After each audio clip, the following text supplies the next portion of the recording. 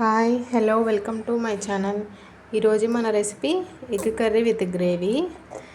Egg curry చింతపండు పులుసు లేకుండా కూడా గ్రేవీగా ఎలా చేసుకోవాలో చూద్దాము.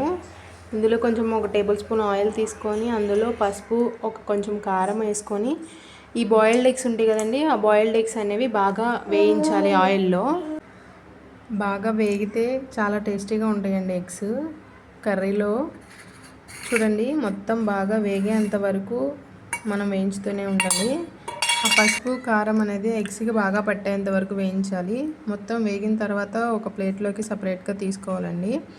ఆయిల్లోనే కొంచెం ఆయిల్ యాడ్ చేసి అందులో కొంచెం జీలకర్ర, తాలింపు గింజలు వేయించిన తర్వాత మనము ఒక బిర్యానీ ఆకు కూడా వేస్తే ఫ్లేవర్తో చాలా టేస్టీగా ఉంటుందండి. అందుకే బిర్యానీ ఆకు యాడ్ చేశాను.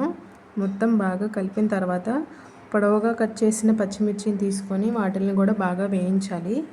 వేయించిన తర్వాత ఒక 4 ఉల్లిపాయలు తీసుకొని మీడియం సైజ్ పర్లేదండి, అవి చిన్న చిన్న ముక్కలుగా కట్ చేసుకొని వాటిని కూడా బాగా వేయించాలి. బాగా ఆయిల్ పైకి వచ్చేంత వరకు వేయించాలండి.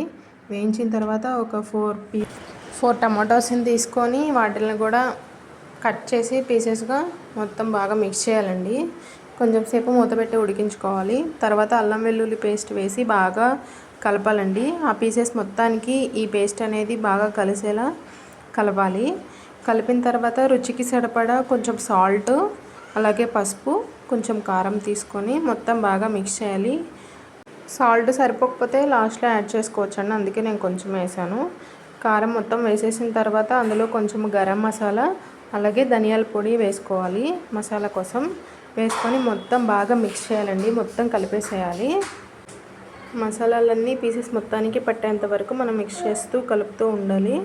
అందులో 1 కప్పు వాటర్ పోసి మళ్ళీ బాగా కలపాలండి. కలిపిన తర్వాత కొంచెం సేపు బాగా ఉడికాక ముందుగా మనం ఫ్రై చేసి పెట్టుకున్న ఎగ్స్ ఉన్నాయి కదండి, అవన్నీ ఇందులో వేసేయడమే. వేసేసిన తర్వాత కొంచెం సేపు ఒక 2 మినిట్స్ చాలండి. అలా మొత్తం కలిపేసి స్టవ్ ఆఫ్ చేసేసుకోవచ్చండి. ఇంకా చూడండి, చాలా టేస్టీగా వచ్చింది కర్రీ కూడా. చింతపండు పులుసు లేకుండా కొంతమంది పులుపు తినరు కదండి, వాళ్ళ కోసం ఇలా వాటర్ యాడ్ చేసుకొని కూడా ఇలా కొంచెం మసాలాలు యాడ్ చేసుకుంటే చాలా టేస్టీగా ఉంటుంది. మొత్తం బాగా కర్రీ అట్లా గ్రేవీగా ఇష్టంగా తినే వాళ్ళ కోసం ఇలా ఒకసారి ట్రై చేయండి.